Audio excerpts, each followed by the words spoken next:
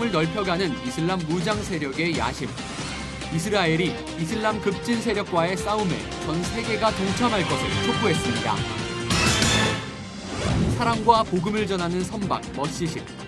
하나님의 계획대로 살아가는 머시십 한국 대표 권현순 선교사를 만나봅니다. 문화산책 스토리, 책 음반 공연 등 한 주간 기독교 문화가 소식을 전합니다.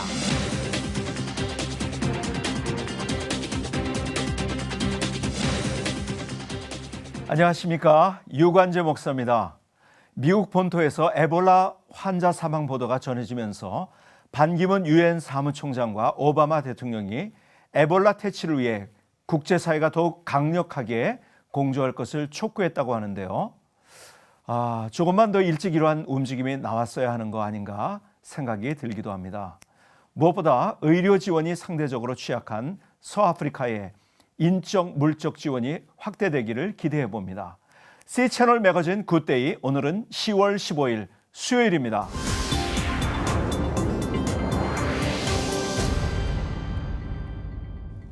지구촌 곳곳에서 이슬람 급진 세력들로 인한 무력 충돌이 끊이지 않고 있습니다. 이스라엘 총리는 유엔 총회에서 전 세계가 이슬람 무장 세력을 막아야 한다고 주장했다고 합니다. 자세한 내용 CBN 뉴스에서 한번 만나보시죠. Throughout his speech, Netanyahu warned the world of the rise of militant Islam. Everywhere we look, militant Islam is on the march. Some felt Netanyahu's address harkened back to the warnings of England's Winston Churchill. In the 20th century, Churchill warned about the totalitarian threat of Hitler's Nazi fascism. Now in the 21st century, Netanyahu says the threat is militant Islam. Militant Islam's ambition to dominate the world seems mad. But so too did the global ambitions of another fanatic ideology that swept into power 8 decades ago. The Nazis believed in a master race. The militant Islamists believe in a master faith. Netanyahu said militant Islam in all its forms, from Hamas to ISIS, share the same ideology. They all seek to create ever-expanding enclaves of militant Islam, where there is no freedom and no tolerance, where women are treated as chattel, Christians are decimated, and minorities are subjugated, sometimes given the stark choice: convert or die. While Netanyahu agreed ISIS presents a clear and present danger, the greater threat, he says, is a nuclear Iran. ISIS must be defeated. But to defeat ISIS and leave Iran as a threshold nuclear power is to win the battle and lose the war. In the midst of these dangers, Netanyahu noted a new alignment with Arab countries is forming in the Middle East, an alliance that offers hope for peace between Israelis and Palestinians. And therefore, to achieve that peace, we must look not only to Jerusalem and Ramallah, but also to Cairo, to Amman, Abu Dhabi, Riyadh, and elsewhere. Netanyahu ended his speech with the scripture from the book of Isaiah about the need to speak truth in an age of lies for the sake of Jerusalem. For the sake of Zion, I will not be silent. For the sake of Jerusalem, I will not be still, until her justice shines bright and her salvation glows like a flaming torch. Chris Mitchell, CBN News, Jerusalem. 자, 이번에는 선교 현장으로 가봅니다. 에티오피아 송의광 선교사님 전화 연결돼 있습니다. 선교사님 안녕하세요. 네, 안녕하십니까. 에티오피아입니다. 네, 반갑습니다. 오늘 어떤 소식이죠, 선교사님? 오늘은 아프리카 사하라 이남 지역의 이슬람 증가에 대한 이야기인데요. 네. 아프리카 전역에는 현재 매우 빠른 속도로 이슬람이 증가하는 추세입니다. 원래 아프리카 동부 해안가나 사하라 사막 이북에 큰 영향력을 행사했던 이슬람이 점차로 중부와 남부 아프리카로 진출하려고 하고요. 네. 남쪽에 있는 기독교와 충돌 양상을 보이고 있습니다. 네. 나이지리아의 여중생들을 기숙사에서 납치한 보코하람에 대한 소식도 들으셨을 테고요. 네. 수단이 남북으로 나뉘게 된 배경, 그리고 에티오피아도 절충 지역으로 남아있는 이유가 다 이슬람의 남하와 연관이 있습니다. 아프리카 대륙이 사하라를 중심으로 해서 북과 남이 나눠져 있는데 북쪽은 이미 이슬람권이고요. 그런데 계속해서 사하라 사막 이남에 모슬렘이 증가하고 있는 두드러진 이유가 있나요? 왜 그렇게 증가하고 있죠? 네, 그 아랍 민족들의 대규모 경제적인 지원이 이슬람 증가의 한 요인을 차지하고 있죠. 개종한 사람들에게 막대한 이슬람 자금을 지원하여 사업을 하게 한다든지 한 마을에 우물을 파주고 개종한 사람들만 이용할 수 있게 하는 그런 방법을 사용하고 있습니다. 네. 이슬람의 사상도 하나의 중요한 요인이 될 것이라 이렇게 생각합니다. 앞서 말씀해 주신 것처럼 나이지리아의 보코하람 같은 경우 과격 세력과의 충돌도 이렇게 적지 않게 보이고 있는데요. 예, 그 나이지리아의 보코하람이 중학교로 난입해서 여중생들을 납치해간 사건은 온 세계를 충격에 빠뜨렸고요. 네. 또 케냐의 백화점 테러를 아마 기억하실 겁니다. 네. 최근에는 시리아와 이라크 양국에 걸쳐 활동하는 IS가 교회를 불태우고 또 많은 크리스천들을 심지어는 여성들이나 어린 아이들까지 무차별적으로 죽이고 있는데요. 네. 이 모든 것이 과격 이슬람과 연관되어 있고요. 예. 이 세력은 현재 아프리카로도 확장을 꾀하고 있다. 그런 소식을 듣고 있습니다. 그럼 선교사님이 계신 에티오피아는 어떤지요? 네, 에티오피아는 정교회가 45%, 네. 이슬람이 34%, 그리고 개신교가 18%를 차지하고 있다는 최근의 자료를 보고 있는데요. 네. 이런 수치상으로 기독교의 영향력이 더 큰 것 같지만 일부에서는 이슬람이 50%를 넘어섰다고 하는 사람들도 있습니다. 네. 그래서 한 3년 전에 에티오피아 남부도시에 과격 이슬람들이 교회를 불태우고 또 그리스도인들에 대한 폭행과 회유, 협박 그런 사례가 있었다는 이야기를 듣습니다. 이슬람의 급속한 성장은 에티오피아 교회와 사회에 상당한 그 위협적인 요소가 되고 있습니다. 그런데 어쩌보면 에티오피아의 정교회가 자리를 잡고 있었기 때문에 이슬람의 확산을 저지할 수 있었지 않나 하는 그런 생각도 드는데요. 네, 그 중요한 지적이시고요. 예. 아프리카 지도를 보시면 쉽게 이해하실 수 있을 텐데요. 에티오피아의 정교회가 든든히 자리를 잡고 있었기 때문에 이슬람이 아라비아 반도로부터 아프리카로 들어왔을 때에 중남부로 곧바로 확산되지 못하고 에리트리아를 거쳐서 홍해를 따라 이집트로 네. 그리고 지중해 남부 사하라 이북 아프리카로 진출하지 않았나 그렇게 생각합니다. 그 에티오피아 네. 정교회가 아프리카의 기독교 역사에서 기여한 부분이 여러 가지가 있겠지만 이슬람의 중남부로의 급속한 확산을 저지하는 것이 큰 기여가 아닌가 그런 생각을 합니다. 네. 그리고 저희 에티오피아를 기도해 주실 때에는 종종 들려오는 에볼라의 접근으로부터 에티오피아와 교회를 그리고 성도들을 지켜주시도록 기도해 주시고요. 네. 에티오피아 교회가 역사적으로 이슬람의 아프리카 대륙으로의 확산을 저지했다면 이제는 복음으로 다시 무장한 에티오피아 교회가 저 중동 지역과 다른 아프리카 그리고 세계를 향하여 복음을 들고 나아가는 교회가 되게 해주시도록 기도 부탁드립니다. 네, 알겠습니다, 선교사님.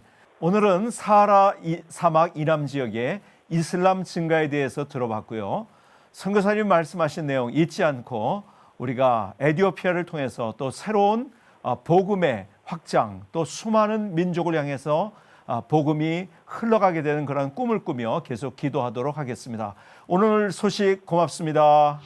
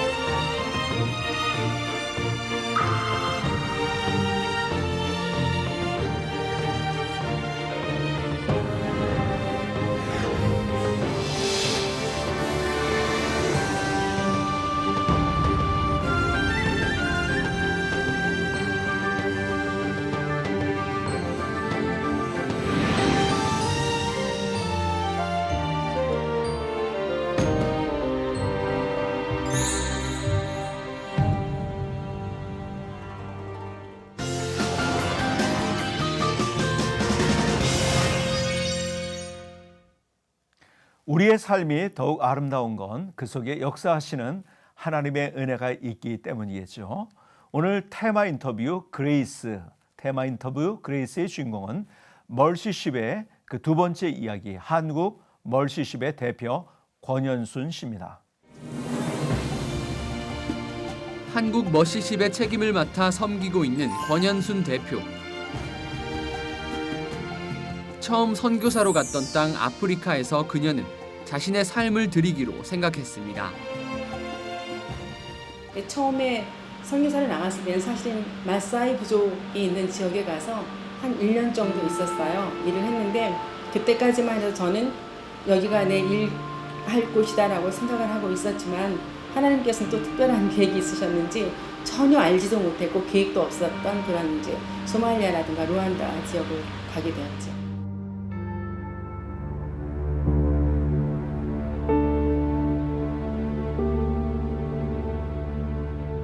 선교사였지만 살아가는 환경이 그러하듯이 그녀가 해야 하는 일은 구호 사역이 대부분이었습니다.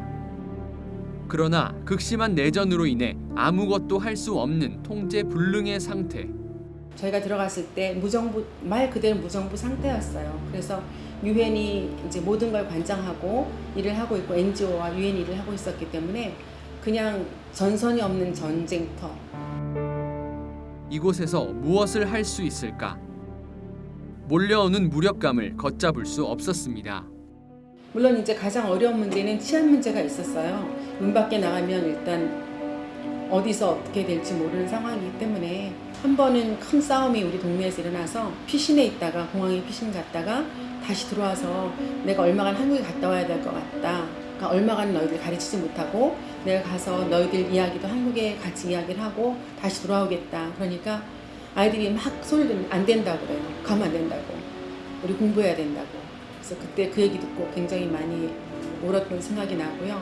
루안다에서도 기억나는 것들이 많이 있는데요. 루안다가 그 당시 이제 소위 인공 청소라고 해서 두 후투와 투시 두 부족 간에 큰 싸움이 있어서 수많은 사람들이 안에서 죽고 밖에서 죽었습니다.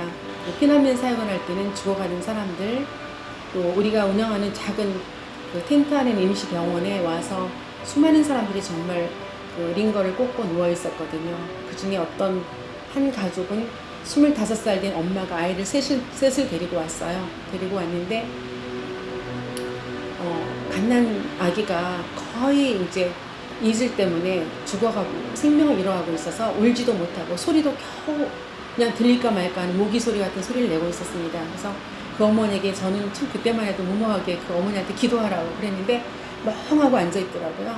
어머니가. 나중에 생각하니까 그 어머니는 기도할 정신조차 없는 거죠. 한치 앞을 내다볼 수 없는 위험한 환경, 그리고 자신과의 싸움. 어떻게 하면 좋겠냐고 하나님께 부르짖기도 여러 번이었습니다. 그러다 만나게 된 것이 바로 머시십이었습니다. 제 한국 멀시십에 저의 전임자이신 목사님이 계셨습니다. 임종표 선교사님이시라고. 그분이 이제 제가 케냐와 아프리카에서 일할 때 저희 리더이셨어요. 근데 그 목사님께서 이 한국 멀시십을 이제 설립하는 일을 맡으셨다고 하셨고, 저에게 한번 좀 만나자고 그러시면서 이 설립하는 걸 좀 도왔으면 좋겠다고 말씀하셨죠. 한국으로 돌아온 후 10여 년이 지난 지금까지 변함없이 이 자리를 지켜온 권현순 대표. 그녀의 꿈은 단순하고 소박합니다. 제가 뭐 큰 꿈을 꾸지는 않아요. 주님이 지금 맡겨주신 일이 멀시십이라는 곳에서 지금 하는 일이기 때문에 하나님 눈에 벗어나지 않게 살았으면 좋겠다는 생각이 많이 들고요. 이제 언젠가는 저도 또 이 자리를 놓고 또 이제 돌아갈 텐데, 그러면 그때는 교회 안에서 그냥 기도하는 자로 남아 있을 것 같아요. 뭐 기도를 그렇다고 굉장히 많이 하는 사람은 아니지만 이제 나이가 되어가면 겉으로 드러나고 나서서 하는 일보다는 조금 기도하는 사람으로 있으면서 저의 진짜 소원은 집에서, 조촐한 집에서 우리 좋은 자매들과 교제를 나누고 차를 마시고 교제를 나누고 함께 기도하고 그러고 싶어요, 지금도. 네, 한국 멀시십이 하는 사역을 이제 많이 알게 되셨을 텐데요. 동참도 해주시고 기도도 많이 해주시면서 함께 동역해 주실 수 있기를 바라겠습니다. 자, 이번 순서는 교계 뉴스를 전해드리는 시간인데요. 복음 할아버지 고 방지일 목사의 장례 예배가 한국 기독교회장으로 치러졌습니다. 천국 환송 예배에 참석한 성도들은 고인의 모습을 본받아 마지막 순간까지 복음을 위해 헌신할 것을 다짐했습니다. 최은원 기자의 보도입니다. 향년 103세의 일기로 별세한 고 방지일 목사의 장례 예배는 교파를 초월한 천여 명의 교계 인사들과 성도들이 참석한 가운데 드려졌습니다. 장례는 마지막 순간까지 복음을 위해 헌신했던 박 목사의 업적을 기리고자 한국 기독교 회장으로 치러졌습니다. 한국 기독교 회장으로 장례가 치러진 것은 이번이 세 번째로 지난 2009년 고 김준곤 목사 이후 5년 만입니다. 장례 예배는 예장통합 정영택 총회장의 집례로 진행됐으며 여의도 순복음교회 이영훈 목사와 기장 총회장 황용대 목사, 영등포교회 임정성 목사 등이 순서를 맡았습니다. 예장통합 증경총회장 리민신 목사는 본받으라라는 주제의 설교에서 박 목사가 바른 신학과 신앙의 길을 가르쳐줬다며 한국교회는 박 목사를 본받아 쉼없이 하나님의 사명을 완수하기 위해 최선을 다해야 한다고 말했습니다.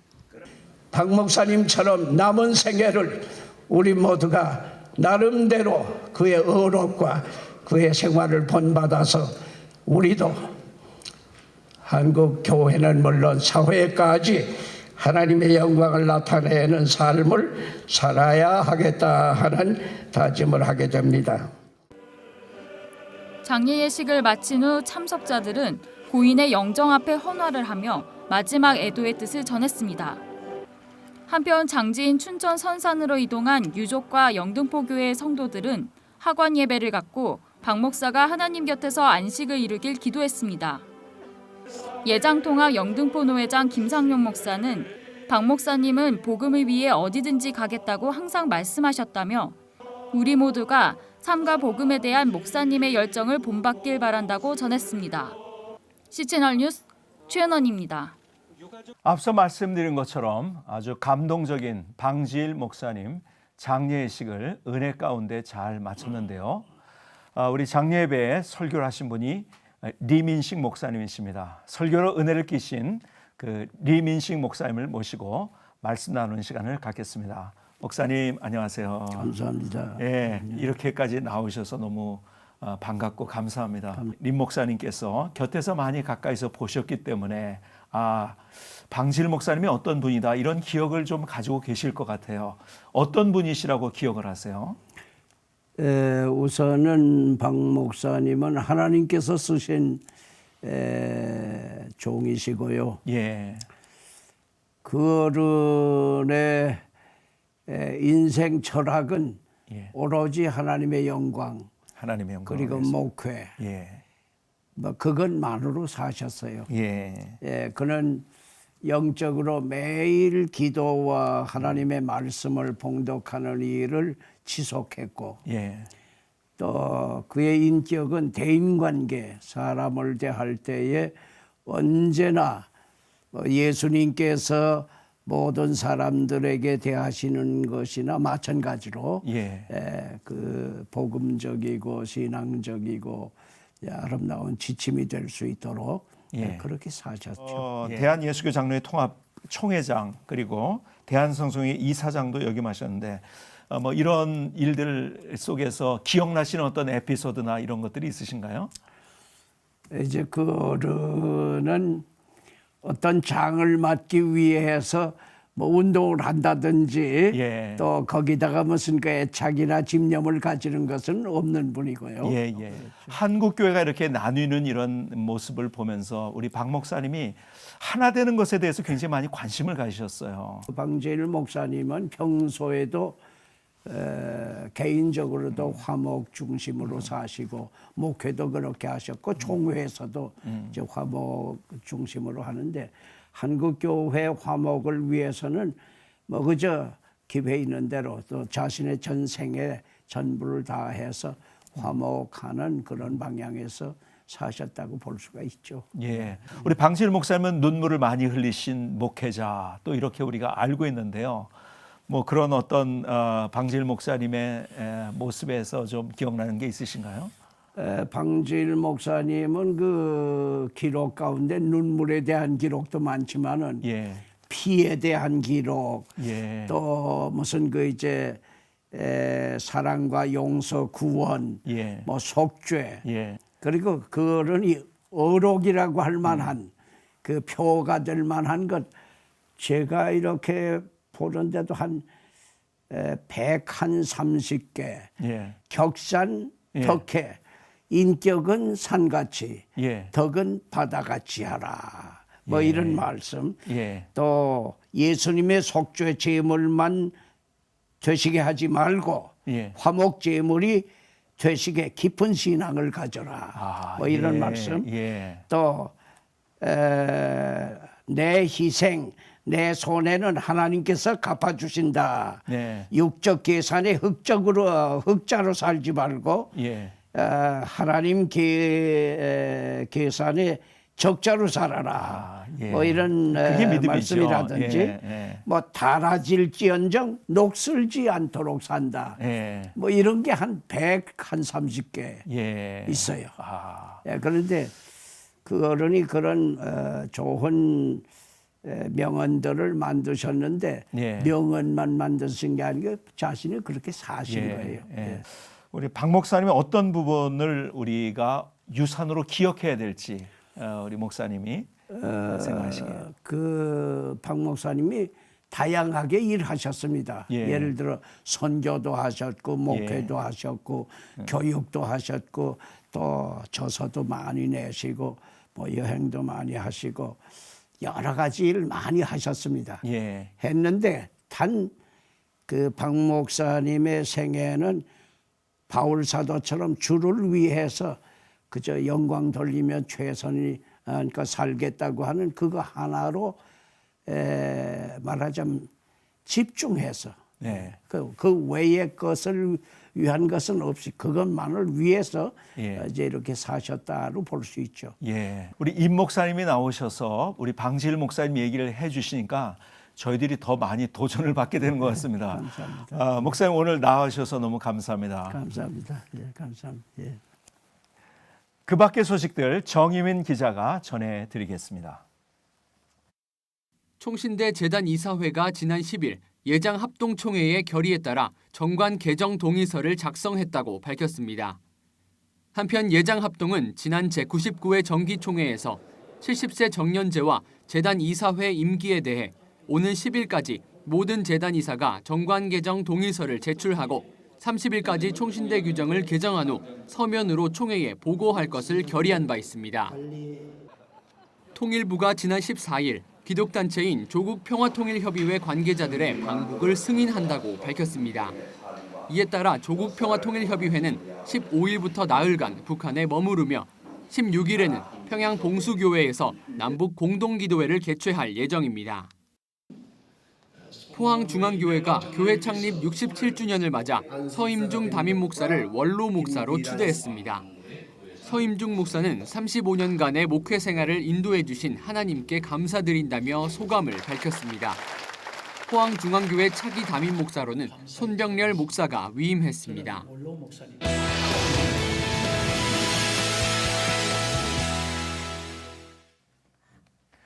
분주한 일과 중에 차 한잔 하는 시간, 우리에게 쉼과 또 충전을 주는 시간이죠. 그것처럼 C채널 매거진 굿디에서 마치 차 한잔을 하는 것 같은 티타임 같은 시간을 마련했습니다. 문학의 소식의 이모저모를 전해드리기 위해서 박여명 아나운서 나오셨습니다. 안녕하세요. 안녕하세요. 반갑습니다. 네, 반갑습니다. 오늘 어떤 소식을 우리가 만나보게 될까요? 네, 오늘은 가을에 읽기 좋은 책들 소식을 좀 준비해봤는데요. 예. 먼저 베들레헴의 이야기를 담은 양기선 저자의 베들레헴은 지금 소개해드리고요. 예. 이어서 이찬수 목사의 오늘을 견뎌라, 그리고 유기성 목사님의 예수를 깊이 생각하라 세 권 소개해드립니다. 예. 베들레헴 하면 여러분은 무엇을 떠올리시나요? 메시아가 태어난 땅, 양떼가 풀을 뜯는 한가로운 풍경이 그려지는 그곳은 지금 서한 지구에 속한 팔레스타인 땅입니다. 하지만 이스라엘의 점령하에 놓인 곳이기도 하죠. 이스라엘 팔레스타인 분쟁의 중심지이기도 한 이곳 베들레헴을 어느 평범한 대학생이 찾았습니다. 제가 베들레헴에서 공부한다 하니까 다들 이스라엘 가냐고 물어보더라고요. 근데 사실 지리적으로 베들레헴은 팔레스타인의 22%에 속하는 서한 지구에 속한 영토고요. 또 팔레스타인 자치정부 하에 있어요. 근데 1967년부터 이스라엘 군사점령에 있어서 사람들의 통행이 자유롭지 못하고 검문소를 지나야 하고 또 이스라엘 군인들이 들어와서 사람들을 연행해 가기도 해요. 그래서 굉장히 평화로운 상황은 아닙니다. 경적을 울리는 자동차와 대형 광고판, 히잡을 쓴 여성들이 공존하는 거리. 어린이들이 이스라엘 군인을 향해 일상적으로 돌을 던지고 어떤 학교는 교문 바깥에서 총을 들고 서 있는 곳.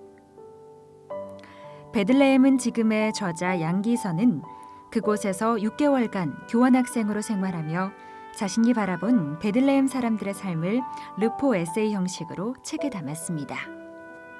먼저 책을 쓰기로 다짐한 계기가 처음 분리장벽에 다녀와서였거든요.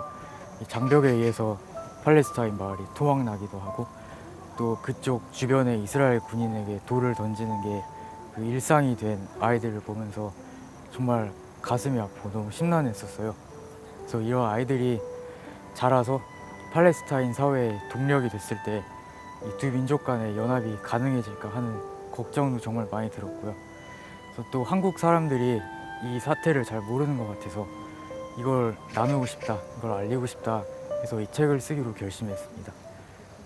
무엇보다 이 책은 기독교인이 28 분쟁을 어떻게 바라보아야 할까에 대한 고민이 담겨 있습니다. 그래서 저자는 어떻게 하면 예수 그리스도의 사역을 통해 구약의 약속을 신약적 맥락으로 끌어안으면서 두 민족 간의 용서, 평화와 비롯한 일들을 이뤄낼 수 있을지 함께 고민했으면 좋겠다고 말합니다. 제 책의 핵심 단어는 아마 공의라고 요약될 수 있는 것 같은데요. 정말 구약의 핵심 주제도 공의였고 하나님도 공의의 하나님이시고 나그네를 사랑하라는 그런 구약의 말씀도 있잖아요. 그래서 오늘날 이 상황을 공의의 관점에서 바라봐 줬으면 하는 바람으로 책을 기획했고요.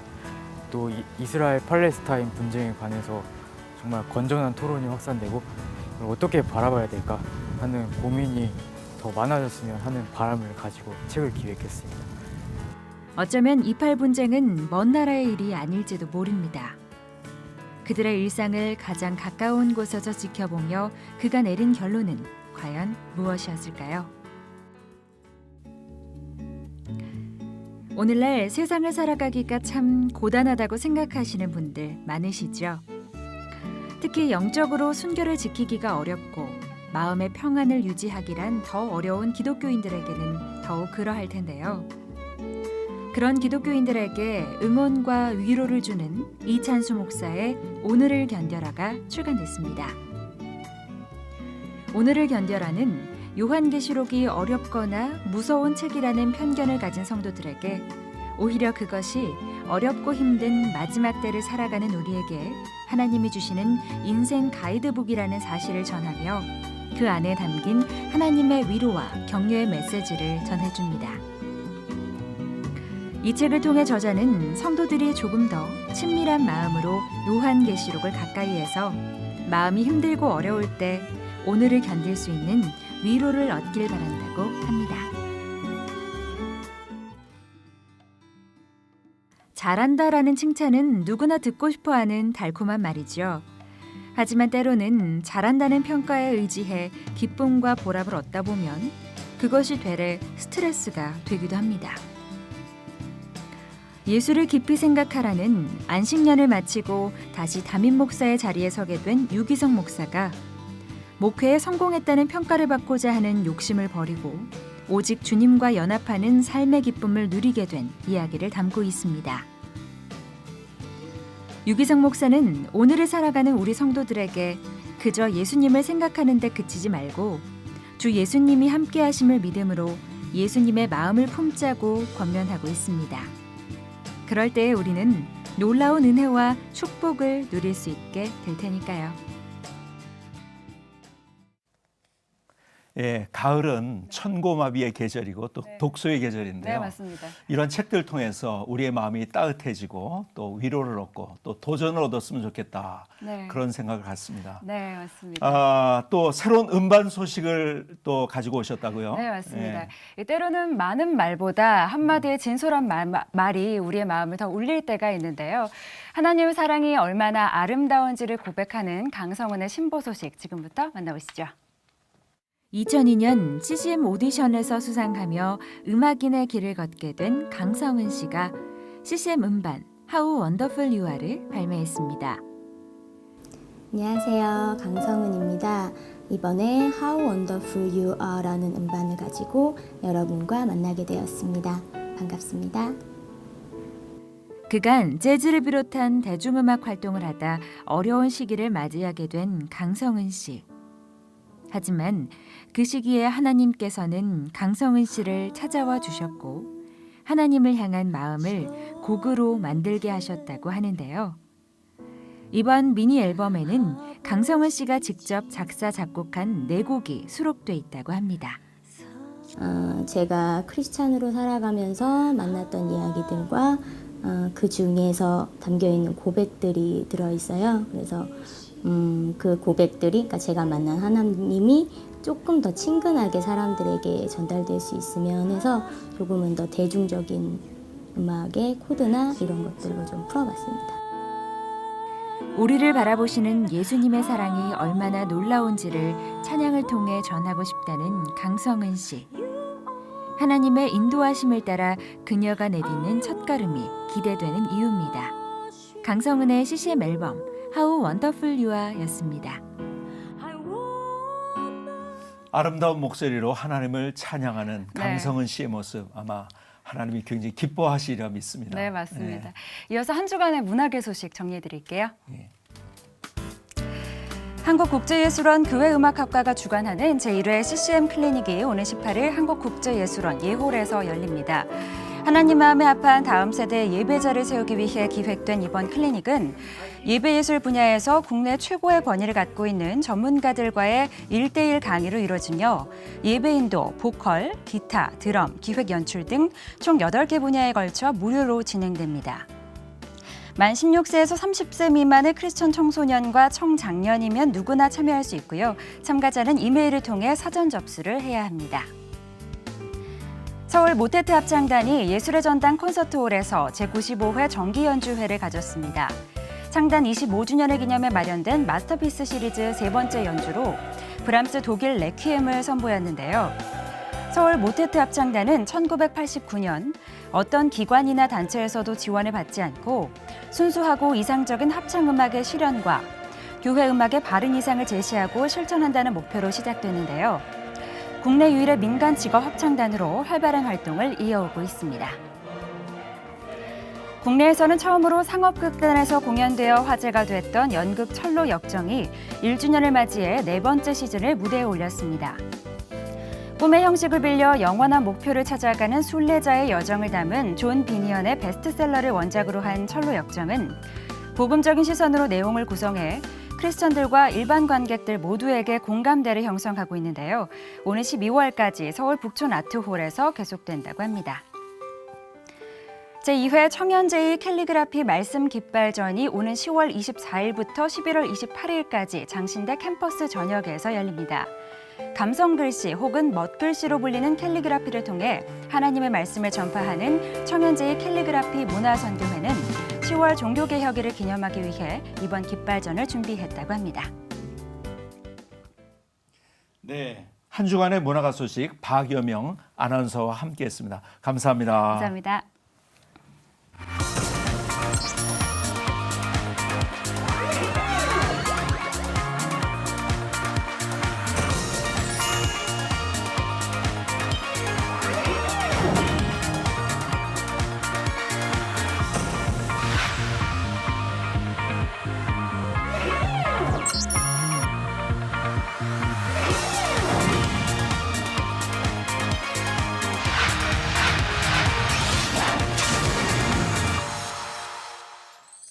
이제 주변에 단풍이 제법 많이 보이기 시작합니다. 그야말로 완연한 가을이 됐습니다. 아침 날씨도 굉장히 쌀쌀한데요. 그리고 일교차가 아주 큰데요. 여러분 건강 조심하시기 바랍니다. C채널 매거진 굿데이, 오늘 저는 여기서 인사드리겠습니다.